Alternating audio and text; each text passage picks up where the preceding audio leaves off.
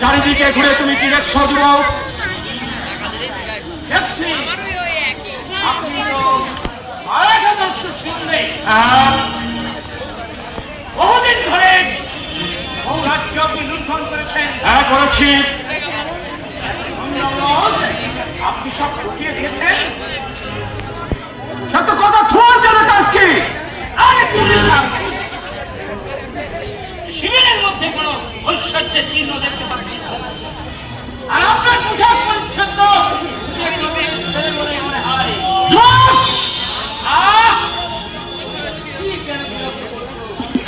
যাও নিজের কাজে যাও। তুই সম্রাটের গুপ্তচর। বটে, তবে গুপ্ত নয়। আচ্ছা এখন বলুন, এত সম্পদ আপনি করলেন কি? এত লুটের টাকা আপনি কি করলেন? আমি যাদের জন্য লুট করেছি তাদের সেবায় লেগেছে। কন্যাস্টিক ছেলেমেয়ে আছে বুঝি আপনার? অনেকক্ষণ লুট করে বেশ তো সংসার করছেন। দুঃখের বিষয় আমি এখনো বিয়েই করিনি।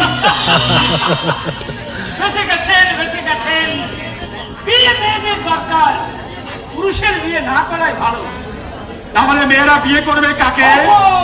এ কথা তো আমি ভেবে দেখিনি।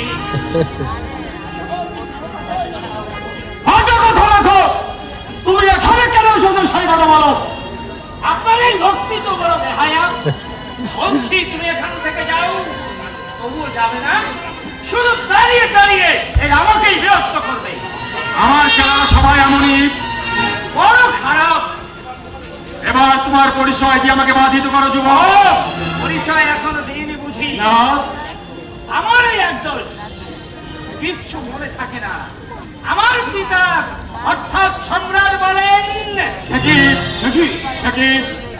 সম্রাট, সম্রাট আপনার পিতা। আপনি আপনি শাহজাদা হোসেন খাঁ। হোসেন খাঁ। অভিবাদন, অভিবাদন শাহজাদা, অভিবাদন। আসন গ্রহণ করুন। তা করছি, কিন্তু শাহজাদার এখানে আগমনের উদ্দেশ্য বলছি। আচ্ছা দস্যু মশাই, আপনার কাছে মর্যাদ আছে না শাহজাদা? এক বোতল আনিয়ে দাও না। হে তুমি রক্ত করতে হবে অক্ষম। আরে চটছ কেন? সংসারে পাপি আছে বলেই তো ধার্মিকের এত কদর। শাহজাদা, আপনি কি আমাকে বন্দী করতে এসেছেন? না, আমি নই, আমি নই। সেজন্য অন্য লোক আছে। আর তো দেরি করা যায় না। এবার চলুন। কোথায়? দিল্লিতে। শাহজাদা, আপনি আপনার পিতাকে গিয়ে বলুন দিল্লি আমি যাব, তবে এখন নয়। এখন না গেলে আপনার আর কোনো প্রয়োজন হবে না। তার অর্থ? অর্থটা এখনো বুঝতে পারেননি। দিল্লির মসনদ চাল চলাইমান কিসের? শক্তির আগমনে। কোন শত্রুর আগমনে? গোটা দেশময় দস্যুতা করে বেড়ান। এ খবরটা রাখেন না? তাহলে বলি শুনুন, বলা অবশ্য শক্ত। কারণ অনেকক্ষণ মদ্যপান না করে আমার গলাটা শুকিয়ে কাঠ হয়ে গেছে। বহিরখণ্ডের নবাব রাম কাদেরের নাম শুনেছেন নিশ্চয়ই? নিশ্চয় শুনেছি। যেহেতু সে আপনার মতো দস্যু, ভদ্রলোক ভদ্রলোক আমার চাচাটা ভগ্নি কোহিনূরকে সাহায্য করতে চাই। আমার বিয়ে দাদাকে প্রত্যাখ্যান করেছে। তবে সে দিল্লির মসনদও নেবেন, কোহিনূরকেও নেবেন। কি তুমি বুঝবে না। তাহলে আপনি চলুন। আমাকে গিয়ে কি করতে হবে? ওই শত্রু দলকে হটিয়ে দিতে হবে। শত্রু শুরু রাখতে যাবো কেন? কারণ আমরা শক্তিহীন। তোমরা ছড়িয়ে যাও। আচ্ছা আমাদের কি রাম কাদারের মতো? আমরাও তোমাদের শত্রু। তার চেয়ে অনেক বেশি বড় শত্রু। আমার সাহায্যের দ্বারা শত্রুর কাছে এসেছো কেন?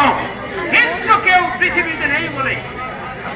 শাহজাদা, আপনি তো জানেন আমার মাথা নেবার জন্য আপনার পিতা বহুদিন ধরে চেষ্টা করে চলেছেন। উচিত। তবে আমরা আপনাদের সাহায্য করব কেন? তা না করবেন কেন? শুনতে পাচ্ছেন না আমরা বিপন্ন, আর বিপন্নকে সাহায্য করাই শক্তিমানের ধর্ম। যেহেতু আপনি শক্তিমান, সেহেতু আমরা বিপন্ন, যেহেতু আমাদের রক্ষা আপনি করতে বাধ্য। নিশ্চয়ই বলি মহাভারত করেছেন তো? হ্যাঁ? নাকি? বেরিয়ে যাও ঘর থেকে। আহ! আপনাদের এই কৌরব পাণ্ডবদের শুনেছি আদায় কাজ বলেছে বলে কি হয়? কৌরবরা যখন গন্তব্যের হাতে বন্দী হয়েছিল তখন পাণ্ডবরাই তাকে উদ্ধার করেছিল। কি মশাই, হ্যাঁ, বুঝেছেন তো? আরে হাসছেন যে, বুঝেননি? আপনার মাথায় কিচ্ছু নেই। সন্ন্যাসী! এই বাচালকে আপনি এখনো সহ্য করছেন? কি করবো রঘুবন? অতিথি যে নারায়ণ।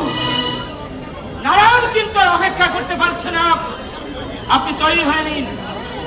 আচ্ছা শাহজাদা, আপনি তো জানেন আপনার পিতা মাতা নেওয়ার জন্য অনেক দিন ধরে চেষ্টা করে চলেছেন আর মৃত্যুদণ্ড দিয়ে রেখেছেন। আমি যদি গোলাম তাদেরকে হটিয়ে দিয়ে আপনাদের রক্ষা করতে পারি তাহলে আমার কি হবে? প্রাণদণ্ড প্রাণদণ্ড হবে। প্রাণদণ্ড। তাহলে তোমাদের উপকারী আমার জন্য। প্রাণ উপকার করা আর কি? শাহজাদা, আপনি এগিয়ে যান। আমি বাদশাহের নিমন্ত্রণ গ্রহণ করলাম। গ্রহণ করলেন? এ আপনি করলেন কি সত্যার্থী? এত বড় শত্রুকে সাহায্য করবার জন্য আপনি নিজের জীবনকে বিপন্ন করলেন। করব রঘুবন, করব। শুনলেন না? বিপন্নকে রক্ষা করাই শক্তিমানের ধর্ম। আর মহাদাজি সিন্ধিয়াকে সবাই শক্তিমান বলেই জানে। শরণাগতের জন্য যদি আমার তরবারি করছে না হবে তবে বৃথায় আমার শক্তির সাধনা। কিন্তু আপনি যার জন্য তরবারি করতে যাচ্ছেন সেই বাদশাটা এখন আপনার উপর তো মৃত্যুদণ্ডের বদলাটা তুলে নেননি। আমার ধর্ম বিপন্নকে রক্ষা করা, আর বাদশাহ ধর্ম বাদশাহ জানেন। এগিয়ে যান, এগিয়ে যান শাহজাদা, আপনি এগিয়ে যান।